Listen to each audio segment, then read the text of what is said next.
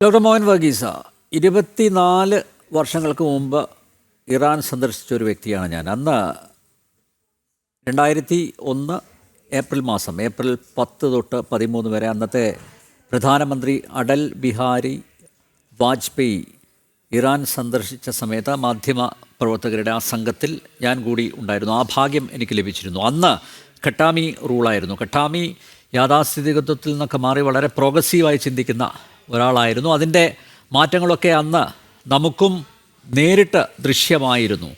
ഇപ്പോൾ നോക്കൂ, നേരത്തെ ഇവിടെ പരാമർശിക്കപ്പെട്ട പോലെ ഖമൈനിയെ സ്ഥാനഭ്രഷ്ടനാക്കുന്ന തരത്തിലേക്കുള്ള ഒരു നീക്കം അത് ഇറാനിൽ രൂപപ്പെടുന്നുണ്ടോ എന്നുള്ളത് പ്രധാനമായി നോക്കിയാൽ നമുക്കറിയാം. ഇസ്രയേലിൻ്റെ ചാരസംഘടനയായ മൊസാദിന് കൃത്യമായിട്ടുള്ള സ്പേസ് അവിടെ ലഭിച്ചു. ഇറാൻ പോലുള്ള ഒരു സ്ഥലത്ത്, അതായത് മതഭീകരതയുടെ വിളനിലമായി എല്ലാവരും കാണുന്ന ആ ഒരു സ്പേസിൽ മൊസാദ് കൃത്യമായ ഓപ്പറേഷൻ നടത്തി കാര്യങ്ങളെല്ലാം പഠിച്ച് അനുകൂലമായിട്ടുള്ള ഒരു സാഹചര്യം സൃഷ്ടിച്ച് അതിനുശേഷം ഇസ്രയേൽ ആക്രമണം ഉണ്ടാവുന്നു എന്നുള്ളതാണ്. അപ്പോൾ സ്വാഭാവികമായി നേരത്തെ പറഞ്ഞതുപോലെ അവിടുത്തെ ജനങ്ങൾ തന്നെ ഈ ഖമൈനിയുടെ ഭരണത്തിൽ ഒരുപക്ഷെ പൊറുതിമുട്ടി എങ്ങനെയെങ്കിലും ഇയാളെ പുറത്താക്കണം എന്നുള്ള ആഗ്രഹത്താൽ ഒരുപക്ഷെ ഈ ഇസ്രയേലിൻ്റെ അക്രമങ്ങളിൽ ഒരുപക്ഷെ അഭിരമിക്കുന്നുണ്ടാവില്ലേ? നോക്കൂ, നേരത്തെ തന്നെ ബെഞ്ചമിൻ നെതന്യാഹു പറഞ്ഞത്, അതായത് സമാനമായ രീതിയിലാണ് നരേന്ദ്രമോദി സംസാരിച്ചത്. ഓപ്പറേഷൻ സിന്ദൂർ എന്ന് പറയുന്നത് പാകിസ്ഥാനിലെ ജനങ്ങളെ അറ്റാക്ക് ചെയ്യാനായിരുന്നില്ല, അവിടുത്തെ തീവ്രവാദ കേന്ദ്രങ്ങൾ, ഭീകരവാദ കേന്ദ്രങ്ങൾ ലക്ഷ്യം വെച്ചായിരുന്നു ആക്രമണം നടത്തിയത്. അതുപോലെ ബെഞ്ചമിൻ നെതന്യാഹുവും പറയുന്നു, നമ്മൾ ഇറാൻ ജനതയല്ല ലക്ഷ്യമാക്കുന്നത്, അതേസമയം ആ തീവ്രവാദത്തിൻ്റെ ഓരോ ഇടവും അത് ഇല്ലാതാക്കുക എന്നുള്ളതാണ് ആത്യന്തികമായി ഞങ്ങളുടെ ലക്ഷ്യം. ഒരേ സ്വരത്തിൽ സംസാരിക്കുന്നു. സ്വാഭാവികമായി ഈ ഒരു ആഭ്യന്തരമായിട്ടുള്ള ഒരു അമർഷം, രോഷം, പ്രതിഷേധം അതെല്ലാം ഒരുപക്ഷെ നേരത്തെ ശ്രീ സ്റ്റാൻലിയും അതുപോലെ ശ്രീ രാജൻ ജോസഫും പറഞ്ഞതുപോലെ അതും ഇസ്രയേലിന് അനുകൂലമായിട്ടുള്ള ഒരു ഘടകമായി മാറുന്നില്ലേ? ഇവിടെ ശ്രീ അനിൽ, ഇസ്രയേലിന് അനുകൂലമാകാവുന്ന ഒരുപാട് ഘടകങ്ങൾ ഇറാൻ എന്ന രാജ്യത്തിനുള്ളിലുണ്ട്. ശരിയാണ്, ഇപ്പോൾ പറഞ്ഞത് ശരിയാണ്. ഇറാൻ എന്ന രാജ്യത്തെ ജനങ്ങളല്ല പ്രശ്നം. ഒരു ഒളിഗാർക്കിയാണ് ആ ജനതയെ 1979 മുതൽ അടിച്ചമർത്തി ഭരിക്കുന്ന ഒരു ഒളിഗാർക്കിയുണ്ട്. അവരുടെ ഒരു ടെൻറ്റക്കിൾസ് എന്ന് പറയുന്നത് ഡീപ്ലി എൻട്രഞ്ച്ഡ് ആണ് സമൂഹത്തിൽ. അത് രാഷ്ട്രീയത്തിൽ അവരാഗ്രഹിക്കുന്ന ഈ ഒളിഗാർക്കിയുടെ തലപ്പത്തുള്ള വ്യക്തിയാണ്, പരമോന്നത മതനേതാവ് തന്നെയാണ് രാജ്യത്തിൻ്റെ യഥാർത്ഥ ഡിഫാക്റ്റോ അതോറിറ്റി. ഇപ്പോൾ അത് ആയത്തുള്ള അലി ഖൊമൈനി, മുൻപ് ആയത്തുള്ള ഖൊമൈനി. ഈ രണ്ടുപേരും അധികാരത്തിലിരുന്ന കഴിഞ്ഞ 46 വർഷങ്ങൾ, 1979 ഇസ്ലാമിക് വിപ്ലവത്തിന് ശേഷം ഇറാൻ എന്ന രാജ്യത്തിൻ്റെ DNA തന്നെ മാറുകയാണ്, ജനിതക ഘടന തന്നെ മാറുകയാണ്. ജനിതക ഘടന എന്ന് പറഞ്ഞാൽ ആളുകളുടെ അല്ല, മറിച്ച് ഭരണകൂടത്തിൻ്റെ ആ ഒരു ജനിതക സ്വഭാവം മാറുകയാണ്. അതുവരെ നോക്കൂ, ഇവിടെ ടെഹ്റാൻ്റെ തെരുവുകൾ ആണോ പാരീസിൻ്റെ തെരുവുകളാണോ ഏറ്റവും വലിയ ഫാഷൻ ഷോയുടെ വേദികൾ എന്നുവരെ ലോകം ഡിബേറ്റ് ചെയ്തിരുന്നൊരു കാലമുണ്ട്. അത്രയ്ക്ക് പുരോഗമന ചിന്തയുള്ള ഒരു വിഭാഗം ആളുകൾ, പേർഷ്യൻസ് മാത്രമല്ല, പല വംശജരുണ്ട്, ഇറാനിയൻസ് എന്ന് പറയാം. പേർഷ്യൻ വംശജർ ഇറാനിൽ ഒരു 50%, 55% ഉള്ളൂ. അല്ലാത്തവരെല്ലാം പല അർമേനിയൻ, അസർബൈജാൻ, ഇങ്ങനെ പല ഗ്രൂപ്പുകളുണ്ട്. അപ്പോൾ ഇവരെല്ലാം ചേർന്ന ഒരു ബഹുല സമൂഹം.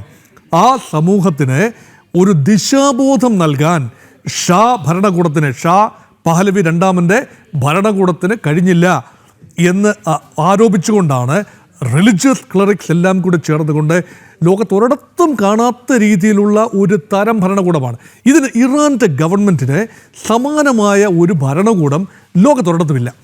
ഇപ്പോൾ കേണൽ ഗദ്ദാഫിയുടെ ലിബിയ ആണെങ്കിലും, സദ്ദാം ഹുസൈൻ്റെ കാലത്തെ ഇറാഖ് ആണെങ്കിലും, അല്ലെങ്കിൽ ഹോസ്നി മുബാറക്കിൻ്റെ കാലത്തെ ഈജിപ്റ്റ് ആണെങ്കിലും, ഇവരൊന്നും തന്നെ ഈ മോഡൽ ഓഫ് ഗവർണൻസ് ഇല്ല. ഇവിടെ layers and layers of religious clerics, അവരുടെ തലപ്പത്തെ ഒരു പൊളിറ്റിക്കോ റിലിജിയസ് എസ്റ്റാബ്ലിഷ്മെൻറ്റിൻ്റെ തലപ്പത്തെ വൺ മാൻ. അപ്പോൾ അദ്ദേഹം തീരുമാനിക്കുന്ന ആളുകളാണ് ഇലക്ഷന് മത്സരിക്കുന്നത്. ഈ ശ്രീ അനിൽ നമ്പ്യാർ ഇറാൻ സന്ദർശിച്ചപ്പോൾ പ്രസിഡൻ്റായിരുന്ന മുഹമ്മദ് ഖാത്തമി, അപ്പോൾ ഖാത്തമി മിതവാദിയായ ഒരാളായിരുന്നു. പക്ഷേ ഖാത്തമിക്ക് മത്സരിക്കാൻ അനുവാദം കൊടുത്തത് അയത്തുള്ളയാണ്, ഖൊമൈനിയാണ്. ആ ഖൊമൈനിയുടെ അനുഗ്രഹാശംസകളോടെ മത്സരിക്കുന്ന 2 സ്ഥാനാർത്ഥികൾ.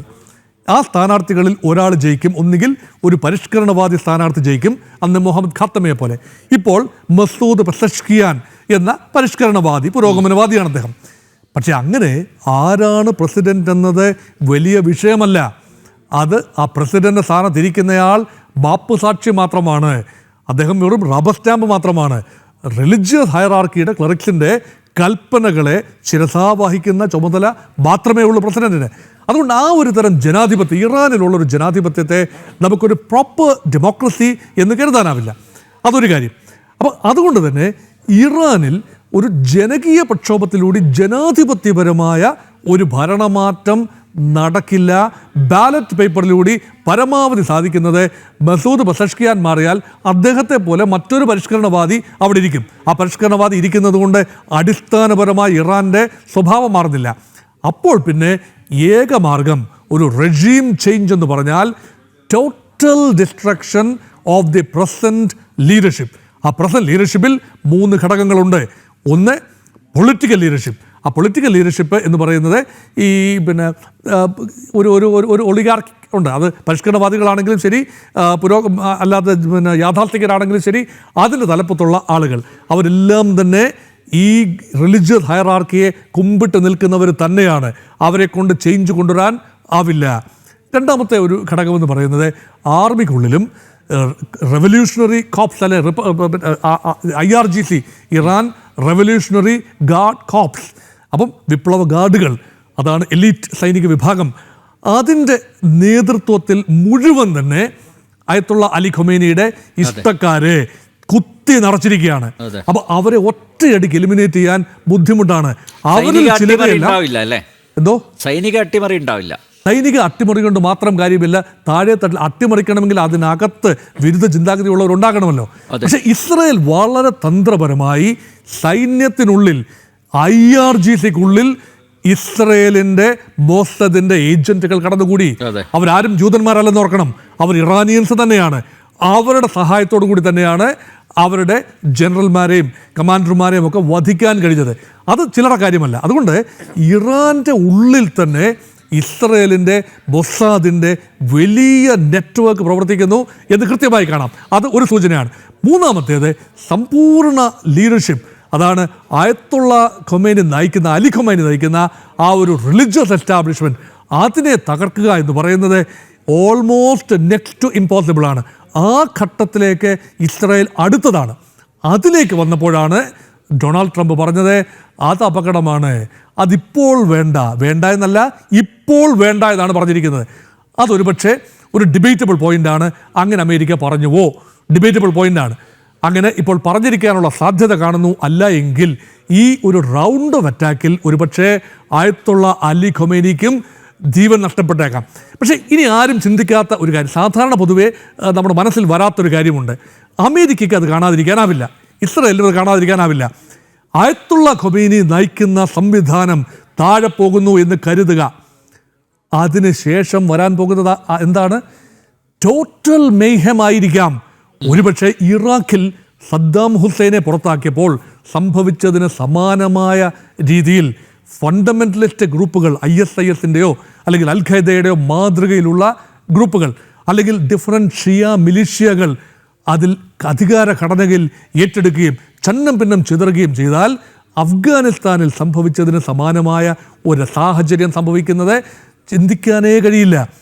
അതുകൊണ്ട് സദ്ദാം ഹുസൈനെ എന്തിനു മാറ്റി എന്ന ചോദ്യം ഇപ്പോഴും റെലവൻ്റാണ്. അമേരിക്ക എന്തുകൊണ്ട് സദ്ദാം ഹുസൈനെതിരെ ഈ പറഞ്ഞ കാര്യങ്ങളെല്ലാം കറക്റ്റായിരുന്നില്ല. സദ്ദാം ഹുസൈൻ രാസായുധങ്ങളുണ്ട്, ജൈവായുധങ്ങളുണ്ട്, അതീവ വിനാശകാരികളായ ആയുധങ്ങളുണ്ട് എന്നെല്ലാം പറഞ്ഞ അവസാനം പരിശോധിച്ച് വന്നപ്പോൾ ആടുമില്ല, ആട് കിടന്നിടത്ത് പൂടയുമില്ല എന്ന അവസ്ഥയാണ് ഇവിടെ. പക്ഷേ ഇറാനിൽ അങ്ങനെയല്ല. ഇറാനിൽ ഡീപ്ലി എൻട്രച്ച്ഡ് ആണ് സിസ്റ്റം. അപ്പോൾ ഈ സിസ്റ്റം ചേഞ്ച് ചെയ്യുമ്പോൾ ഉണ്ടാകുന്ന ശൂന്യതയിൽ പുതിയൊരു ഭരണകൂടം, ഇസ്രയേൽ അനുകൂല, അമേരിക്കൻ അനുകൂല ഭരണകൂടം സൃഷ്ടിക്കാൻ സാധിക്കുമെന്ന ഉറപ്പില്ല എങ്കിൽ ഇപ്പോഴത്തെ ഭരണകൂടത്തെ പരമാവധി ദുർബലപ്പെടുത്തി നിർത്തുക. അങ്ങനെ ഇറാൻ ഒരു ത്രെട്ടായി സൗദി അറേബ്യക്ക് ഉൾപ്പെടെ, നേരത്തെ പറഞ്ഞൊക്കെ ഞാൻ അംഗീകരിക്കുന്ന കാര്യമാണ്, എൻ്റെ കൂടെയുള്ള പാനലിസ്റ്റുകൾ പറഞ്ഞ കൃത്യമായ നിരീക്ഷണങ്ങൾ തന്നെയാണ്. ഇറാൻ ഇസ്രയേലിന് മാത്രമല്ല ത്രെട്ട്, സൗദി അറേബ്യയ്ക്ക് വളരെ വലിയ ഭീഷണിയാണ് ഇറാൻ. അത് ഷിയാ സുന്നി പ്രശ്നം മാത്രമല്ല, എണ്ണയുടെ മേലുള്ള നിയന്ത്രണം ഉൾപ്പെടെ ഒരുപാട് കാര്യങ്ങളാണ്, വളരെ സങ്കീർണമാണ്. ഒരൊറ്റ രാജ്യത്തിന്, അറബി മേഖലയിൽ പ്രത്യേകിച്ച് GCC ബെൽറ്റിലെ ഒരൊറ്റ രാജ്യവും ഉള്ളിൻ്റെ ഉള്ളിൽ ഇറാനെ അംഗീകരിക്കുന്നവരില്ല. പക്ഷെ അവർ പറയുന്നത് എന്താണ്, പരസ്യമായിട്ട് പറയുന്നത് എന്താണ്, ഇസ്രയേല് തെമ്മാടി രാജ്യമാണ്, കാടൻ കാര്യങ്ങളാണ് ചെയ്യുന്നത്. പ്രസ്താവന സാഹിത്യമല്ലാതെ ഒരു ചെറുവിരൽ അവർ ഇറാന് അനുകൂലമായി അനക്കിയിട്ടില്ല, ഇനിയും അനക്കാൻ പോകുന്നില്ല. അവരെല്ലാം അമേരിക്കൻ സംരക്ഷണയിൽ അങ്ങനെ വളരെ സുഖമായി വാണരളുകയാണ്. കാരണം അവരുടെ ജനത ഒരുപക്ഷെ മാറി ചിന്തിക്കുന്നുണ്ടാവാം, പക്ഷേ ഭരണകൂടങ്ങൾ പൂർണ്ണമായി അമേരിക്കയുടെ സ്കീമിനോടൊപ്പം നിൽക്കുകയാണ്. അതിനർത്ഥം ആത്യന്തികമായി ഇസ്രയേലി സ്കീം ഓഫ് തിങ്സിൽ തന്നെയാണ് നിൽക്കുന്നത്. അവിടെ ഇറാൻ ഒറ്റപ്പെട്ടിരിക്കുന്നു. ഇവിടെ ഇറാൻ ഇപ്പോൾ ഹോപ്പിംഗ് എഗൻസ്റ്റ് ഹോപ്പ്, പ്രതീക്ഷിക്കുന്ന ഒരു കാര്യമുണ്ട്, പാകിസ്ഥാൻ്റെ സഹായം. ഇത് അമേരിക്ക മുൻകൂട്ടി കണ്ടു. അപ്പോൾ ഇറാൻ്റെ റെവല്യൂഷണറി ഗാർഡ്സിൻ്റെ IRGCയുടെ ഒരു കമാൻഡർ കഴിഞ്ഞ ദിവസം ഒരു അബദ്ധ പ്രസ്താവന നടത്തി. അതിൻ്റെ ഖസാനയുടെ ഉള്ളടക്കിയത്, അത് ജനറൽ മൗസിം റൈസി നടത്തിയൊരു പ്രസ്താവനയുണ്ട്. ഞങ്ങൾ ഒരുപക്ഷെ ആണവ യുദ്ധത്തിന് ഇരയായേക്കാം, ഇസ്രയേൽ ഒരുപക്ഷെ ഇറാനെ ആണവമായി ആക്രമിച്ചേക്കാം, പക്ഷെ ഞങ്ങൾക്ക് പാകിസ്ഥാനിൽ നിന്ന് ഒരു ഉറപ്പ് കിട്ടിയിട്ടുണ്ട്.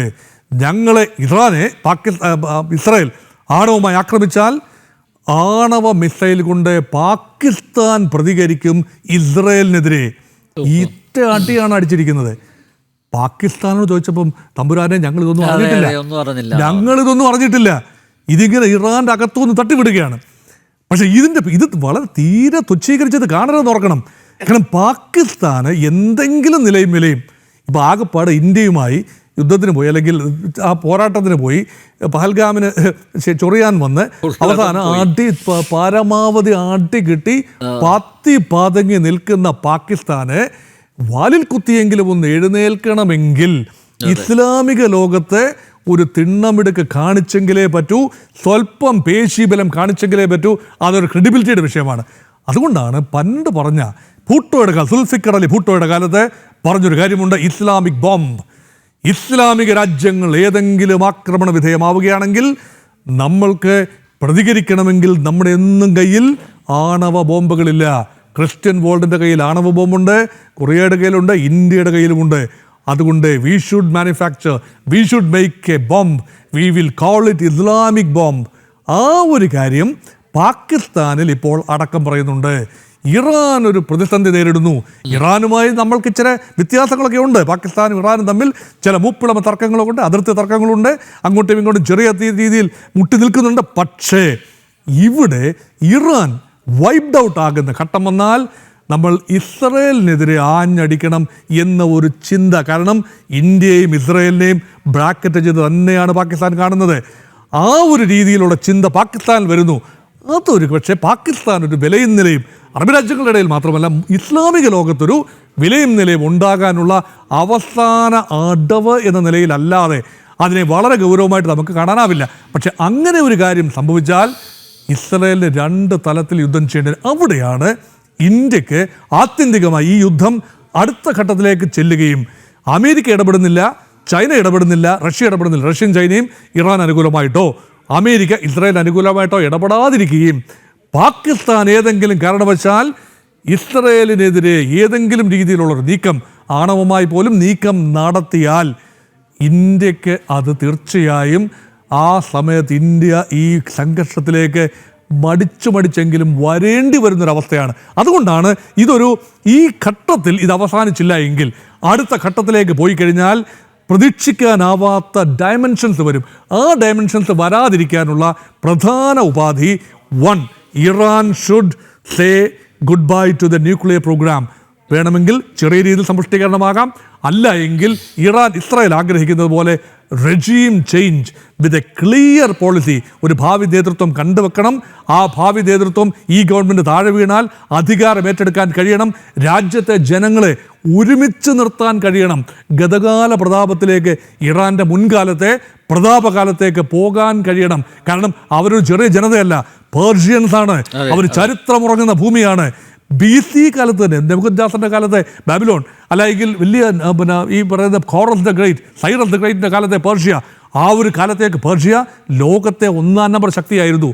ആ ഒരു സിവിലൈസേഷണൽ ഒരു ത്രെഡ് താഴെ തലമുറയിലേക്ക് വരുന്നു.